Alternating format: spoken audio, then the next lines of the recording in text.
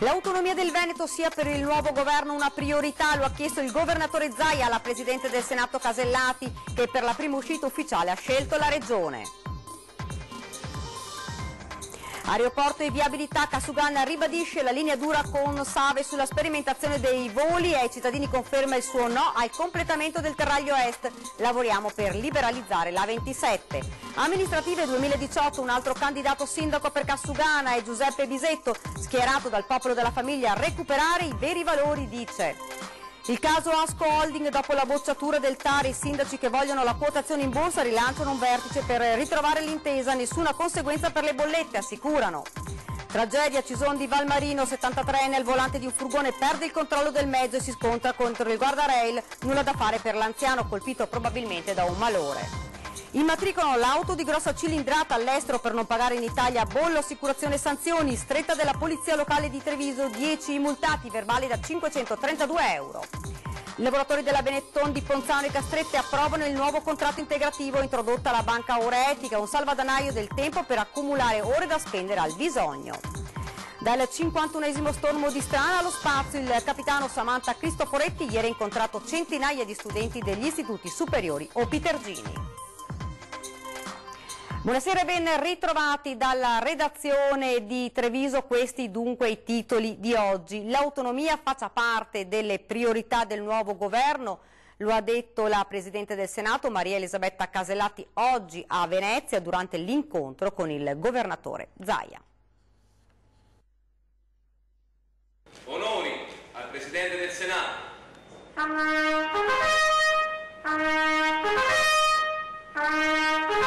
Giornata veneziana per la neoeletta Presidente del Senato Maria Elisabetta Casellati. In mattinata è stata accolta dal governatore Zaia a Palazzo Balbi e i due si sono intrattenuti a colloquio riservato per circa mezz'ora. Poi l'incontro con le autorità politiche, civili, religiose e militari. Devo dire che pur avendo un ruolo istituzionale nazionale, quando sono in Veneto, quando si parla di Veneto, il mio cuore batte più forte. È sotto gli occhi di tutti che negli ultimi 20-30 anni ha avuto uno sviluppo economico, sociale senza precedenti. E è un Veneto che poi guarda alle sfide che il futuro pone ed è per questo che merita un ruolo di primo livello nel nostro Paese. Nel corso dell'incontro il governatore ha esposto alla Presidente alcuni temi importanti in questo momento: il teatro stabile declassato, i giochi olimpici invernali a Cortina e il percorso verso l'autonomia del Veneto, iniziato con il sì di circa 2,5 milioni di elettori. Ben inizia a metà dell'opera, direi proprio di sì, c'è una Presidente donna veneta, la prima Presidente donna del Senato, ci fa ben sperare, soprattutto visto e considerato che nel discorso di insediamento la Presidente Casellati ha fatto l'accenno all'autonomia e a quello che è la massima aspettativa per noi veneti. Casellati infatti ha detto che l'autonomia deve far parte delle priorità del nuovo governo. Nel mio discorso inaugurale ho richiamato la necessità di completare il riassetto delle autonomie locali. L'ho ripetuto anche in varie interviste, spero che nel governo che verrà questa possa essere una delle priorità dell'agenda politica. Ho una figura istituzionale e certamente cercherò che l'avvio delle riforme si faccia. Aeroporto e viabilità, Cassugan ribadisce la linea dura con Save e ai cittadini di Sant'Antonino ha confermato il suo no al completamento del Terraglio Est. Sull'aeroporto non accettiamo forzature è il messaggio che il sindaco Giovanni Manildo ieri a San Lazzaro a incontrare i cittadini dei quartieri sud della città invia a Enrico Marchi. Siamo e saremo fermi nei confronti di Save, dice, prima di firmare qualsiasi piano di sperimentazione pretendiamo che venga fatta la giusta chiarezza. L'ente gestore aveva proposto a Cassugana di sottoscrivere un protocollo di sperimentazione dei voli che il comune di Treviso non intende però ratificare a scatola chiusa e per questo ha chiesto all'ENAC di inviare a Treviso un perito in grado di spiegare come dovrà essere effettuata la sperimentazione e quali ricadute concrete avrà sul territorio. Dall'aeroporto alla viabilità, ai residenti di Sant'Antonino, la Giunta ha ribadito di non volere il completamento del Terraglio Est e di stare continuando a lavorare per la liberalizzazione dell'A27. Sant'Antonino, ma la città non ha bisogno del Terraglio Est, non serve, andrebbe ad appesantire e ad aggravare ancora la situazione della viabilità, oltre a essere una colata di cemento assolutamente inaccettabile per quella che è ancora un'oasi, se vogliamo, naturale, quella dell'Ansa del Sile. Quartiere, quello di Sant'Antonino, che deve affrontare anche la nuova sfida della cittadella della salute, e anche su questo, in tema parcheggi, la Giunta ha un orientamento preciso. Se l'accordo di programma prevede 1000 nuovi posti auto e la decisione è quella comunque di procedere per stralci, ecco, io penso che dopo il primo stralcio di 250 stalli ci si possa fermare, fare un ragionamento, vedere le effettive necessità e, se serve, magari decidere di non procedere oltre. Ed ora siamo alle elezioni comunali di Treviso. Nella corsa a Casugana anche Beppi Bisetto, candidato sindaco per il Popolo della Famiglia. Valori da riportare al centro, dice, aiuti alle famiglie numerose e ai giovani. La città non è fatta di giardinetti, di aiuole, di strade da dover compromettere perché si fa una pista ciclabile e poi non ci va nessuno perché è pericolosa. Non è fatta di questo, è fatta di uomini, di donne, di bambini, di anziani, è fatta di gente e alla gente noi dobbiamo offrire qualcosa di diverso. 66 anni, trevigiano doc, Giuseppe Beppi Bisetto scende in campo per le comunali di giugno candidandosi a sindaco per il Popolo della Famiglia. Insegnante, poi dipendente provinciale, fondatore del GRIS, il gruppo di ricerca e informazione socio-religiosa nazionale, è consapevole, dice, di partire da un 1% di consensi. Ma non ci interessa, a noi ci interessa che ci sia il simbolo, che ci sia questa opzione a favore della famiglia, perché anche a Treviso ci sono famiglie numerose che non hanno nessun benessere e nessuna applicazione di nessuna legge a favore di loro e a favore dei loro figli. Ci sia una presenza e ci sia un fatto valoriale nella politica. Popolo della Famiglia, che nei mesi scorsi aveva cercato un avvicinamento a Giancarlo Gentilini, poi ritornato in Lega. Credevamo che una opzione Gentilini fuori dal centrodestra potesse essere un'opzione interessante. Purtroppo non ci ha creduto lui fino in fondo e quindi noi siamo andati avanti per la nostra strada. Con questo spirito si affronterà il primo turno del 10 giugno, poi si vedrà. In caso di ballottaggio noi valuteremo quali sono le forze in campo e presenteremo una proposta per un possibile apparentamento. È chiaro che vogliamo dialogare con coloro che raccolgano pienamente le nostre proposte. Ed ora la vicenda Asco Holding, la società che controlla le imprese nate attorno all'azienda di Pieve di Soligo per la distribuzione del gas. Dopo la legge Madia si è aperta una vera e propria guerra sul futuro societario, il punto in questo servizio. Il TAR ha dimostrato che la strada perseguita dalla maggioranza non era percorribile, per cui adesso io assieme ai miei colleghi, perché ricordo che siamo comunque una squadra nutrita, perché siamo circa il 40%, speriamo di poter metterci attorno ad un tavolo e ragionare assieme anche all'altra parte per trovare una soluzione e una quadra alla cosa. Il ramoscello d'ulivo dopo la tempesta del TAR del Veneto. Si cerca la pace tra i soci di Asco Holding, una tra le migliori società a gestione pubblica d'Italia. Utili costanti, organizzazione razionale, servizio ai clienti che dà profitto, che viene poi utilizzato al servizio dei cittadini. Questa è la galassia Asco oggi, e in un'Italia piena di carrozzoni è quasi una mosca bianca, che però deve sottostare alla mannaia della legge Madia, nata per chiudere le partecipate, ovvero i poltronifici della politica, togliendo alle pubbliche amministrazioni le partecipazioni a società commerciali. Questa legge però, calata in una situazione come la nostra, di ottima gestione, di capacità imprenditoriali, eccetera, va a finire che diventa una negatività. Sottolineatura del presidente Giorgio Della Giustina, che ora si trova a gestire due idee diverse sul futuro di Asco Holding. Da una parte la maggioranza dei sindaci che vogliono una trasformazione interna in maniera che nulla cambi di fatto, e l'altra con la quotazione in borsa che prescrive la legge. Da ieri i primi hanno però perso la prima battaglia perché il TAR del Veneto ha bocciato il loro progetto societario, rimettendo tutto alla prossima assemblea dei sindaci. Nell'atto pratico per il cittadino, per il trevigiano, che cosa cambia e che cosa sta succedendo adesso? Dal punto di vista delle bollette non cambia assolutamente nulla perché è una gestione, diciamo, aziendalista. Dal punto di vista di una scelta sia da una parte piuttosto che da un'altra cambia molto anche sulla governance della società. Secondo l'attuale maggioranza lo sbarco in borsa porterà alla privatizzazione di Asco con l'annullamento sia degli utili ai comuni che dell'attenzione ai clienti meno abbienti. Diverso invece il futuro ipotizzato dall'altro fronte. Non è assolutamente così perché sfido qualunque privato a mettersi contro a 91 sindaci che sono pronti a difendere il proprio territorio con i denti. Siamo alla cronaca con l'incidente stradale in cui ha perso la vita questa mattina un 73enne a Cison.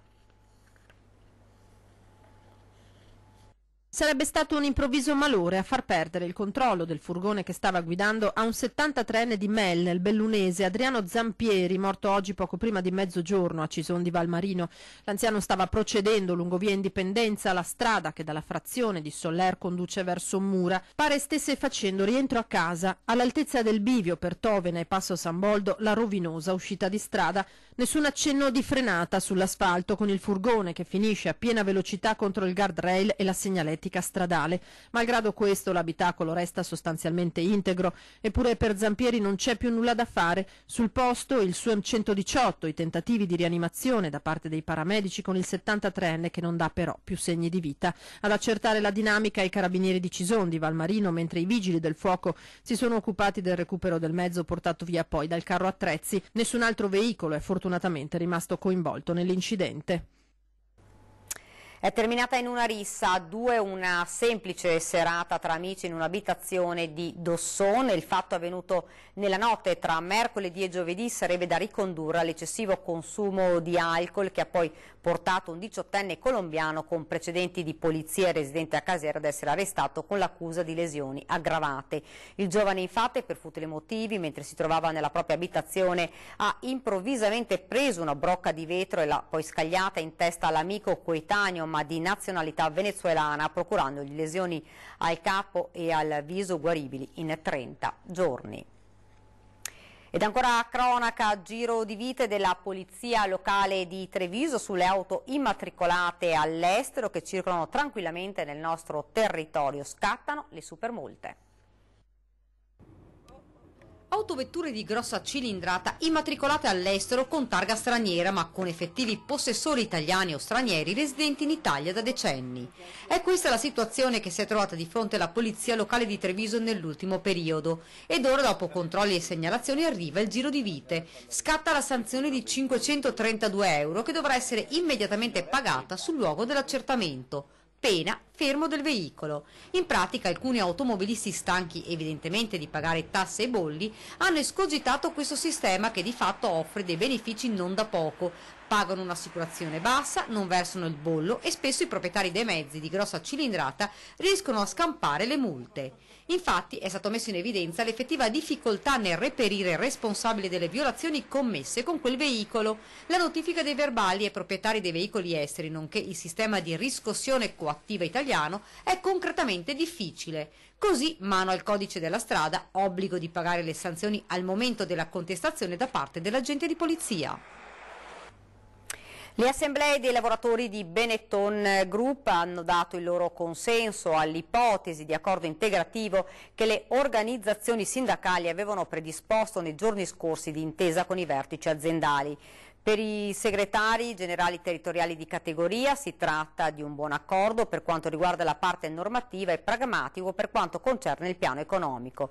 Confidiamo, concludono i sindacalisti, che la firma di questo integrativo sia uno dei tanti mattoni su cui si costruirà il rilancio dell'azienda. Il contratto di secondo livello, che durerà fino alla fine del 2020, riguarda 1.400 dipendenti degli stabilimenti di Ponzano e di Castrete di Villorba e contiene fra gli altri punti l'introduzione della banca ore etica. Significa la possibilità in capo a ciascun lavoratore di donare integralmente o in parte le proprie ore di lavoro in eccesso, non convertite in orario straordinario ed accumulate in un borsino personale dal quale attingere tempo libero dal lavoro a seconda delle necessità.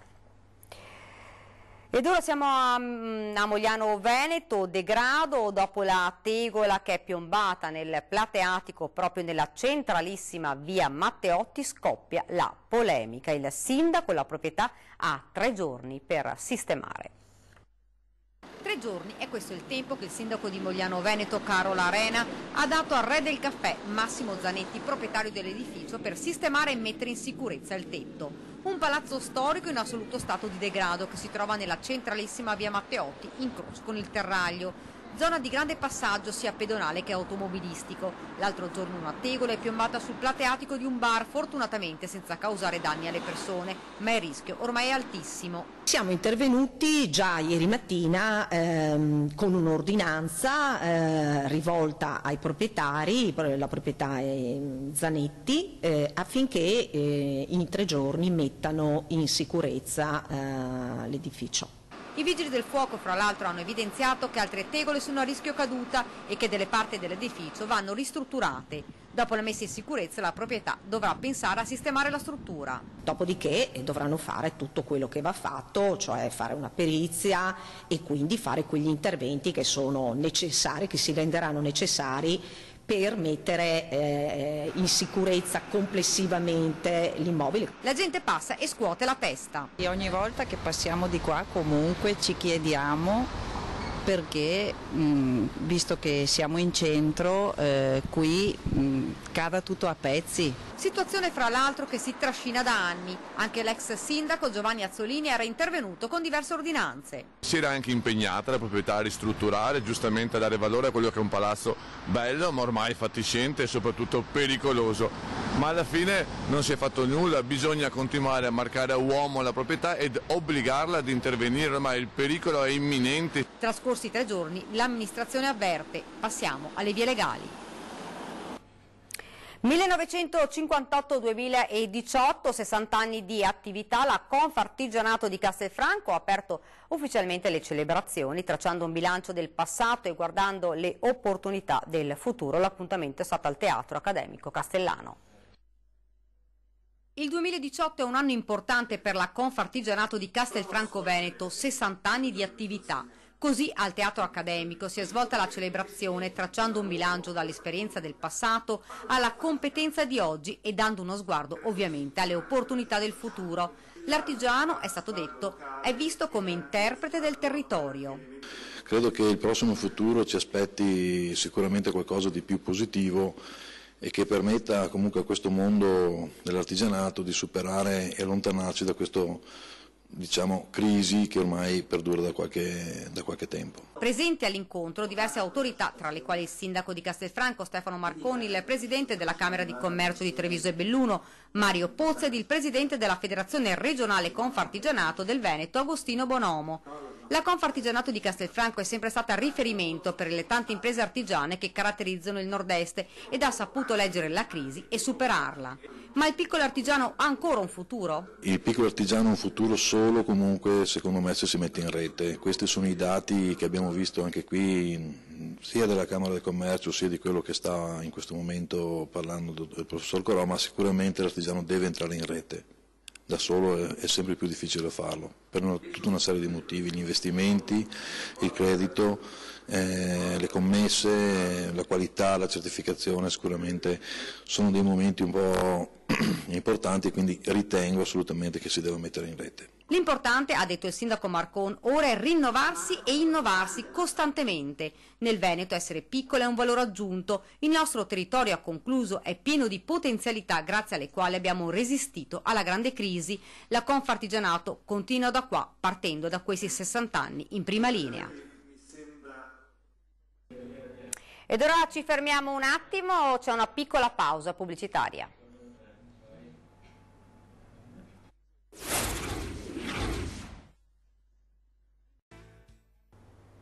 Rieccoci nuovamente con l'edizione trevigiana dei nostri notiziari, giornata di studio oggi all'Auditorium Sant'Artemio sul futuro dell'energia per le imprese ed i cittadini. Scopriamo nel prossimo servizio quale sarà il nostro domani. Questa è una giornata di studio, di formazione, di informazione rivolta a tutti i tecnici, agli pubblici amministratori che sono interessati al cambiamento. Come ci riscalderemo? Con quale energia accenderemo le nostre case e faremo funzionare le nostre aziende? Con quali mezzi ci muoveremo? Sono queste le domande a cui Ascotrade ha cercato di dare risposta coinvolgendo studiosi e professionisti di altre regioni italiane ed europee. Il dato principale è che in futuro sarà il cittadino a prodursi e produrre energia. Il mondo dell'energia sta cambiando. Dal nostro punto di vista sta cambiando in fretta e come venditori in fretta dobbiamo andare a capire, sperimentare, fare ricerca, fare sviluppo per produrre nuove forme di vendita e di offerta ai nostri clienti finali. Così si è cercato di capire cosa stanno facendo altre comunità per cultura e per localizzazione geografica. Penso ad esempio alla mobilità elettrica, che non riguarda solamente le cosiddette colonnine elettriche, ma anche la proposta di contratti di noleggio a lungo termine, in questo caso al mercato del business, ma che in futuro potrà interessare anche il mercato privato. Ecco perché tra i temi c'era la mobilità sostenibile, oggi praticata da diverse aziende di trasporto pubblico.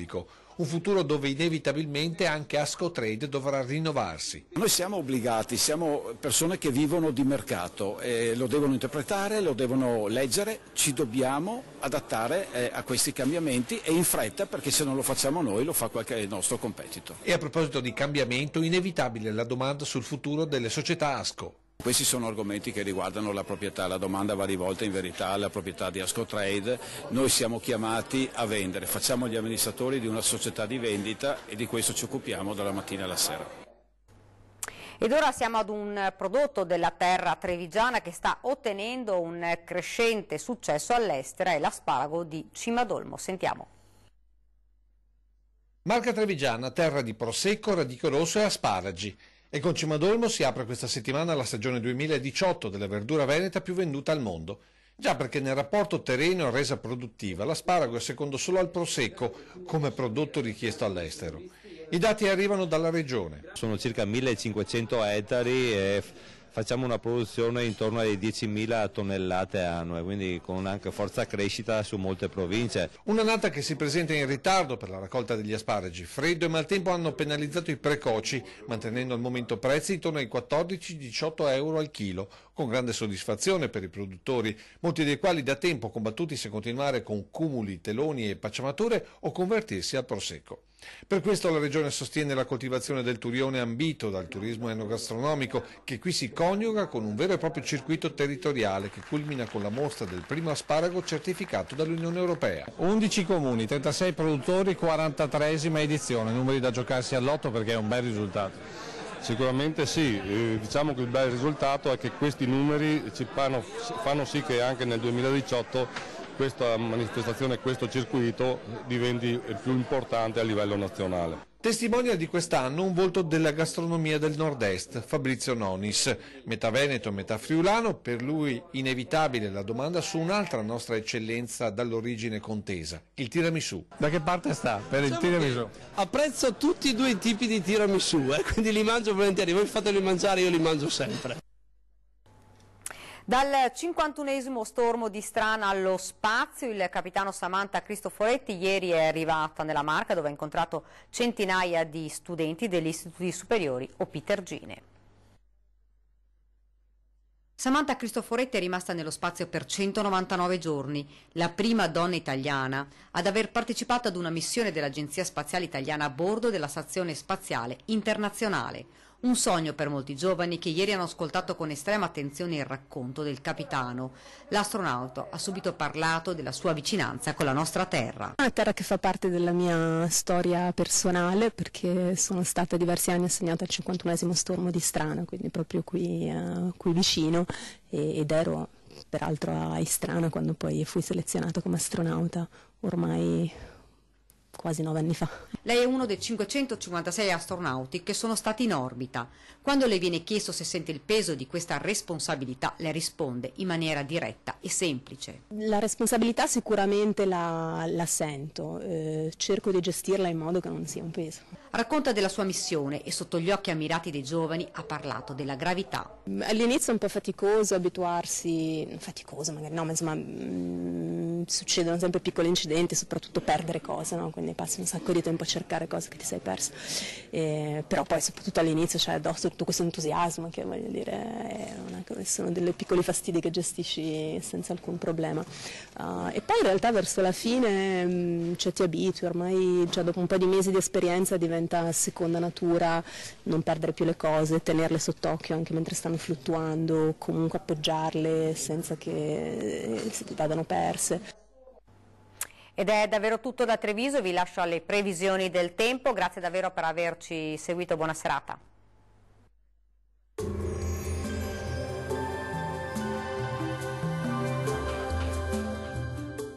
Tonus è il miglior negozio di calzature moda comoda. Qui troverete il più vasto assortimento di calzature Fratelli Tomasi. Eleganza e comodità, perché camminare è vivere.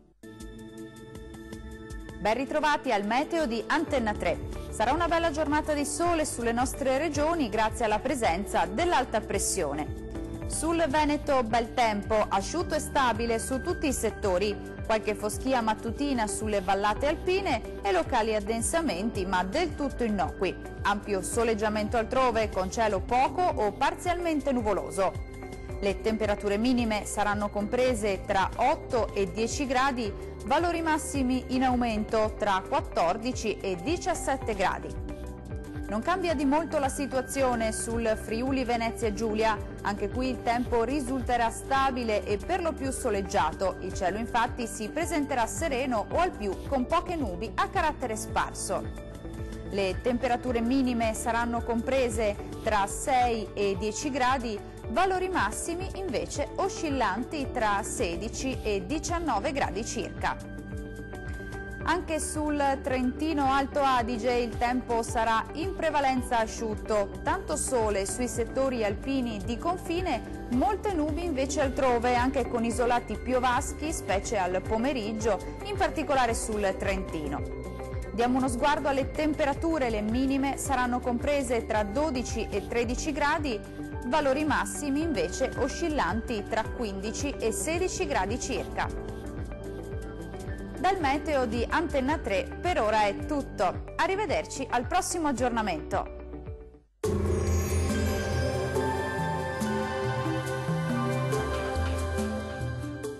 Tonus è il miglior negozio di calzature moda comoda. Qui troverete il più vasto assortimento di calzature Fratelli Tomasi. Eleganza e comodità, perché camminare è vivere.